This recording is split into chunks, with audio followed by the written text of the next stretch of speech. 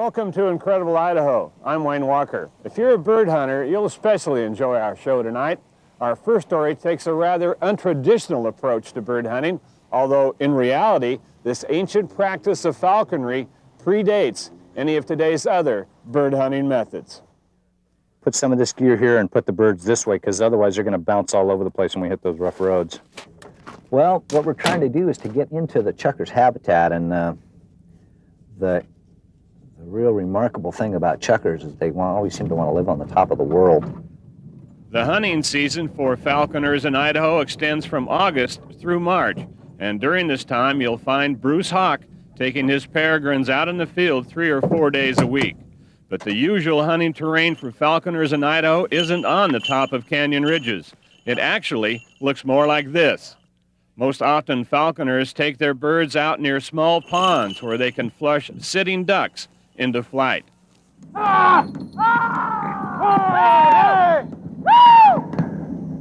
This becomes the quarry for the falcon. She sweeps down and hits the bird in mid-flight, then returns to feed on her kill, in this case a hen mallard.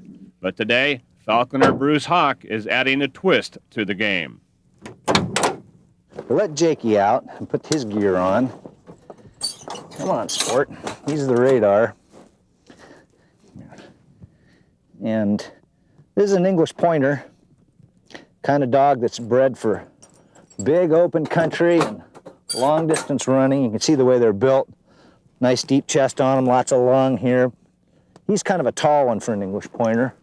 At first take, the combination of a falcon and a bird dog seem a bit bizarre. One would expect the dog to be all over the bird. You know, a lot of people say, well, how can you use a bird dog with a falcon? And the fact of the matter is they don't smell like game birds, so they don't try to retrieve them.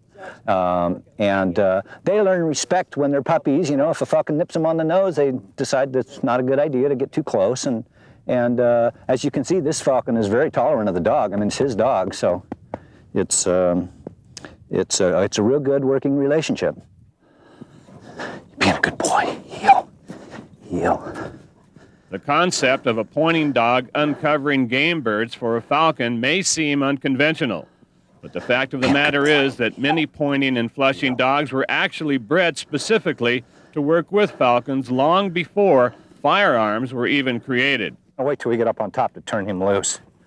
Hunting secretive upland game birds like chukars is a lot tougher than flushing ducks off a pond. Any way you look at it, it's a challenging hunt. It's like any other kind of primitive art form. It's a handicap to go out and chase game, well, really on their own level. I mean, we're using pointing dogs, which are highly specialized, and we're using falcons, which are highly specialized, to hunt a very highly specialized game bird. Plenty of birds. It's perfect chukar habitat. Mountain ridges towering over deep canyons with sagebrush for escape cover and grassy slopes for the chukars to feed. I don't believe he's pointing already. Jake, find the birds. We might be able to push him down the slope. The dog is adamant, holding his point staunchly. There's no doubt something is in the bushes ahead of him. Okay, I'm going to take the hood off and then he'll go. The peregrine falcon surveys his surroundings, then spreads his wings and flies. He floats in slow, lazy circles over the ridgeline, gaining altitude gradually. He'll climb to a level of about 1,000 feet above the earth before diving into his prey. You see, the real beauty is having a dog that will find the birds and then hold the point for a long time, because it takes several minutes for the falcon to really get up at a nice altitude. Bruce is concerned that the chukars may fly into the adjacent canyon when they're flushed, making it an impossible situation for the falcon. So his plan is to circle around and flush the birds himself, pushing them down the grassy slope away from the cover of the canyon. When you hear Bruce shouting, keep your eye on the falcon as it dives into the flying chukars. Hey! Hey! Whoa, he tagged one. He knocked the chukar in, and the chukar is hiding in that sagebrush right there. So we're going to let the falcon go back up nice and high. See, he's fired up. He's ready to go now. And I'm gonna walk in there and get the dog to point this thing, and I'll put him up again. Falcons have two main ways of catching prey.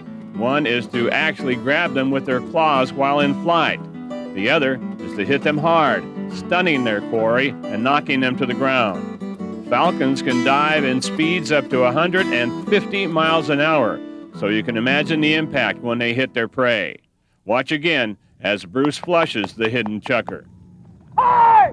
Hey! The chucker escapes again, flying across the valley. The whole scenario is a window to the wild. Hundreds of times a day, this dance of predator and prey is played out in nature without human witnesses. It's the instinct of survival. Prey escapes and predators go hungry. Or prey is caught and one dies so the other can live.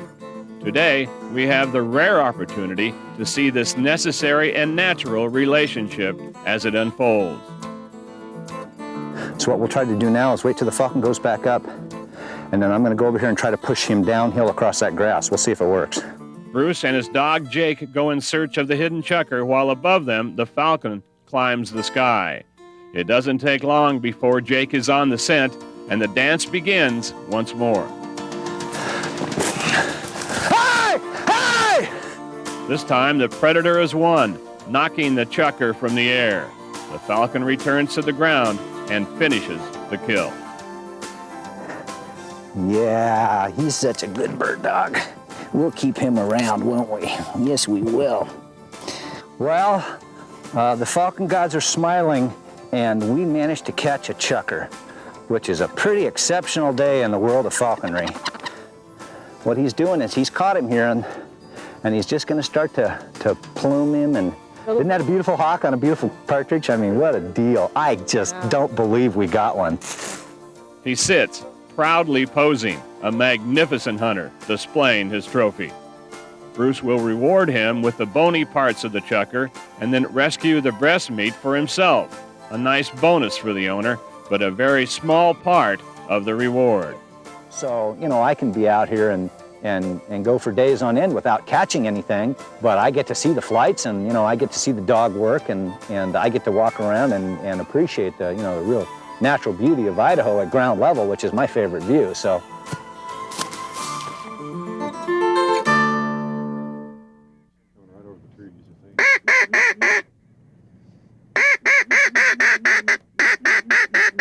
They want that spot too bad, Pat. In our next story, we're going on a more traditional hunt. According to the United States Fish and Wildlife Service, duck numbers exceed the 90 million mark in North America. It's the most ducks tallied since an annual census was introduced in the 1950s. But that doesn't mean they're any easier to hunt. Boy, your dog's pretty excited today, Dan.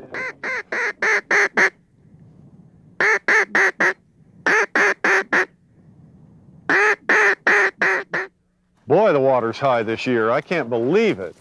Duck hunters are a different breed to begin with. They seem to enjoy getting up at awful hours in cruel cold, and they delight at the thought of wading into an icy river to arrange their decoys. After all, what could be finer than spending a January morning waist deep in the frigid, flooded waters of the Boise River? We might get right in the bushes there, or maybe even try to use a little bit of the blind. Or the trees, you know, you can probably sit in those trees. As the hunters discuss strategy, the decoys are carefully scattered in a seemingly random pattern along the edge of the river. Here, you want some down below? Yeah, it really doesn't get any better than this. You got your buddies, your dog, and of course a camera crew putting on a little extra pressure to perform. Here comes a duck right up the river that could get it. Foot, it looks like. Maybe he's just lifting it. It's a greenhead too, isn't it? The sight of prey hurries things up a bit, and the anxiety level of one of the hunters escalates. Personalities can play a big part in the success of a hunt, and this group today is a real cast of characters. The talkative, anxious fellow is Pat Cudmore. For our purposes today, we'll designate him Patrick the Impatient. Because I think we could even hide in those bushes right there and maybe put them in the blind. Look, you got ducks ready right now if we're ready. There's ducks coming. Patrick the Impatient has the barely contained energy of 106-year-olds eating chocolate, and he's obviously raring to go. Okay, I'm gonna go down and get my gun. Dan, you got your calls with you? Dan Papp is Patrick's polar opposite. Passionate about hunting ducks, he's a born romantic who can tell you the historical significance of every type of decoy created. He collects vintage issues of waterfowl magazines, and his personal library mainly consists of books on ducks, duck hunting, decoys, duck calls, and famous duck hunters. We'll call him Dan the Duck Man. Ducks, Daniel. Before Patrick's impatient peaks, meet Steve Huffaker, the last of our group of hunters. I'll have to dry fire a couple caps to... Steve doesn't believe in modern shotguns. Oh, yeah. They're too easy. It's real challenging. The flask and this little barrel on it pre-measures a load of powder. Put one in each barrel. Instead, Steve uses a gun called a muzzle loader. You know, Daniel Boone, flintlocks, powder horns. Seat the wad on top of the powder charge. Each time he fires both barrels, he has to repeat this painstaking process to reload. The obvious question is, why go through this? Because it's fun. I mean, this is real guns. I mean, these modern guns don't stink and they don't smoke and they don't do anything. These are fun. Next down the muzzle is the shot, to be followed by another wad that keeps everything from rolling out the end of the barrel. Yep, it's the 19th century again, and Frontier Steve is our primitive weapon hunter. Yeah, 2 shots and then we have to do it again. Now we just got to find a duck. God, we need to quit interviewing and we'll interview afterwards. We're starting to freak out that the ducks were coming, and they aren't going to come for long in this kind of weather. Pat's over there getting nervous because the ducks are working and I'm still fooling around with this. The hunters hunker down, camouflaged by the rushes along the bank, and Dan the Duck Man goes to work.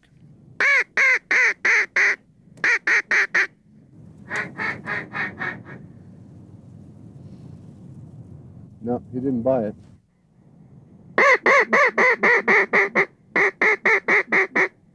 Well, they're locked right on that spot. What did he do? He's just cruising and just... They're just not buying this side of the river. Yeah, well, they got all that flooded timber over there to go to, and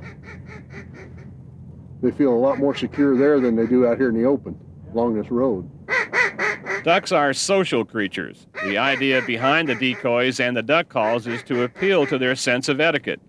Dan the Duck Man is just being neighborly, inviting the ducks flying overhead down for a visit among the decoys. The greeting call that I've been using, or a modified greeting, is that 4 or 5 note quack. It's 4 notes. But like Frontier Steve says, they're not buying it. So of course this has Patrick the Impatient proposing we move to a new territory immediately. The new location is just a bit upriver, an island surrounded by a pond. Decoys are positioned carefully. You want some down below? And then our determined hunters retreat to a well-camouflaged duck blind. All eyes are on the sky as Dan the Duck Man begins to call.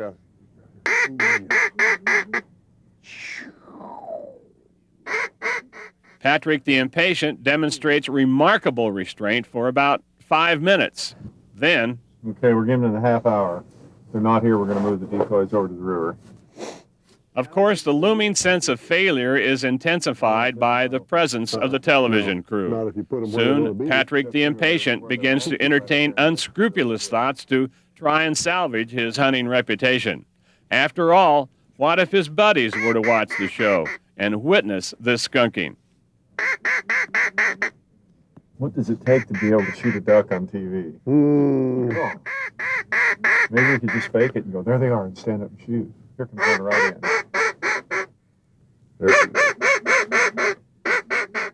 That's it. Time's up. New location. Now it's the flooded timber along the river. Giant duck coming straight in. Well, it looks like Patrick the Impatient may salvage his hunting reputation after all, but it's Frontier Steve who squeezes off the first shot. Watch the end of his muzzle as that classic old gun of his explodes.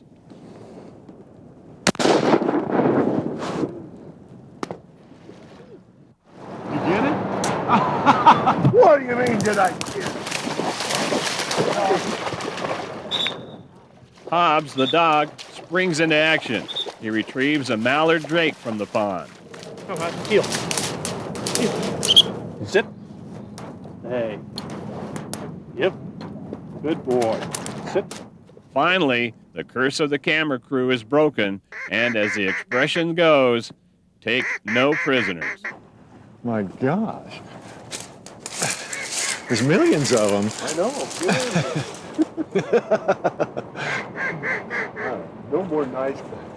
You should have taken one there. I was About to.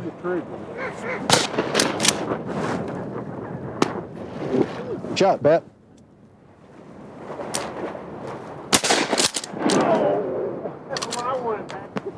You want to take it? Oh, great.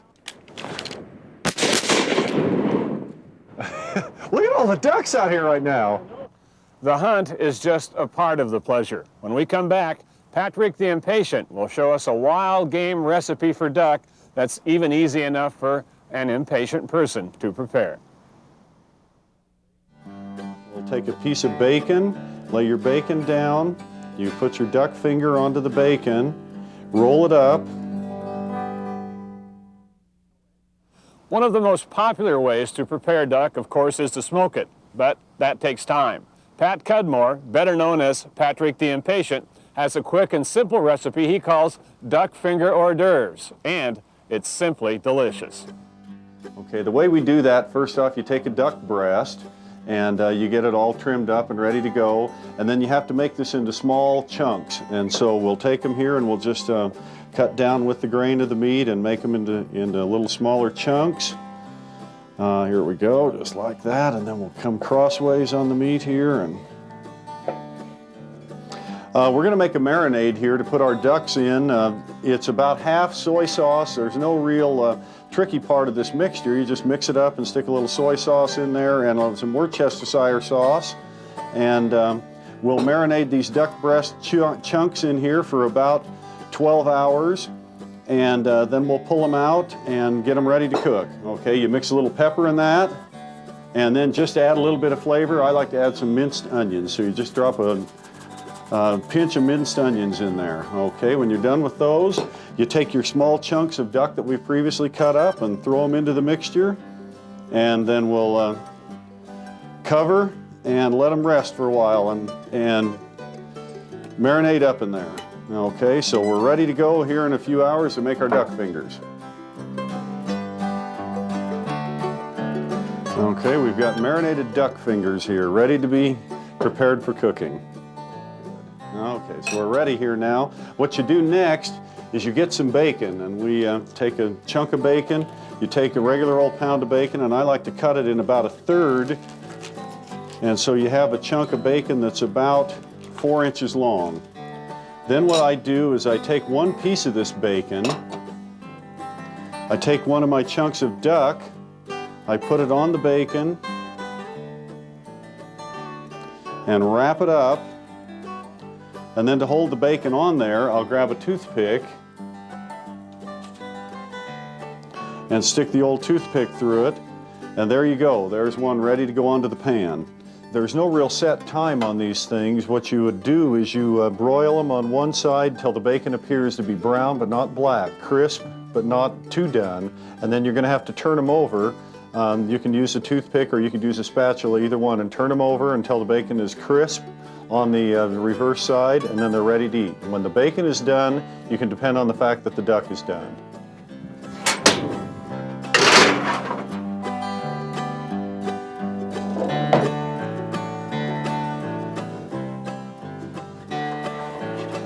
Oh, done to a T. Bacon is brown, not burned, crisp. You know when the bacon is done, that the duck is done inside, and they're also very, very good.